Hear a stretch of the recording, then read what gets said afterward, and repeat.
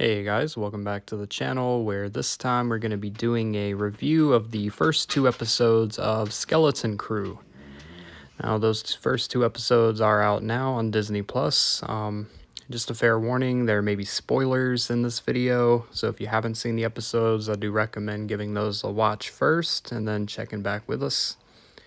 But yeah, first impressions, honestly, I went into this show with little or no expectations, and I have to say I was pleasantly surprised. Like, the show is actually pretty good. I enjoyed it, it's not the most in-depth, like, lore, based Star Wars project, but, with new characters, new setting, it does take place in the Mandoverse, but there weren't a whole lot of references to that, but on its own, like it was fun, it was enjoyable. It's definitely got the vibe of those 80s like kids adventure movies, like The Goonies or E.T.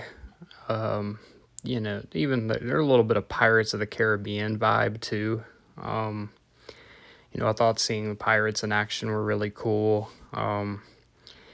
Definitely the whole opening scene was kind of a whole callback to A New Hope and that opening scene, which I thought was a little bit on the nose, but it was still pretty cool.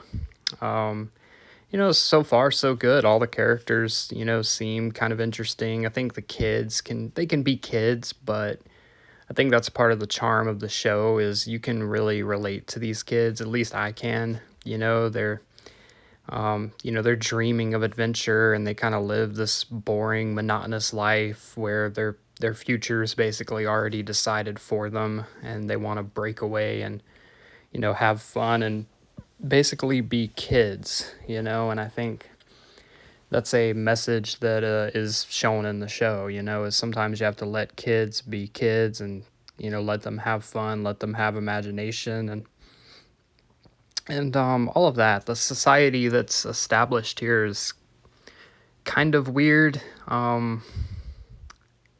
It's like a cut off from the rest of the galaxy. They're very sheltered. They have a very structured hierarchy in society where these kids basically have to take an aptitude test to decide what their path is going to be. Definitely think that's interesting. I do think there's as far as like the school and the buses and the suburban neighborhoods, I mean, yeah, it does kind of take you out of Star Wars a little bit, but it's not beyond the realm of possibility that something like that could exist. We just haven't seen it in the Star Wars universe.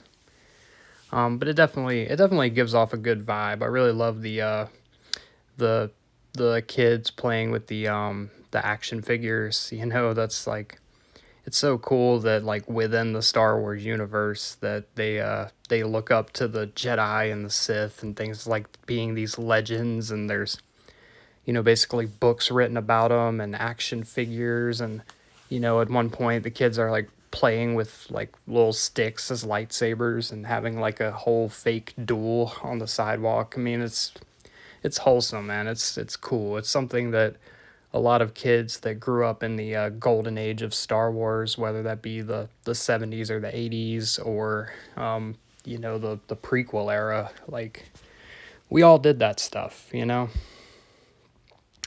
And I think if they're trying to appeal to kids with the show, I think that's a really good starting point, because I think they have the kid characters and the kind of kid problems that they're facing is something kids can resonate with and relate with.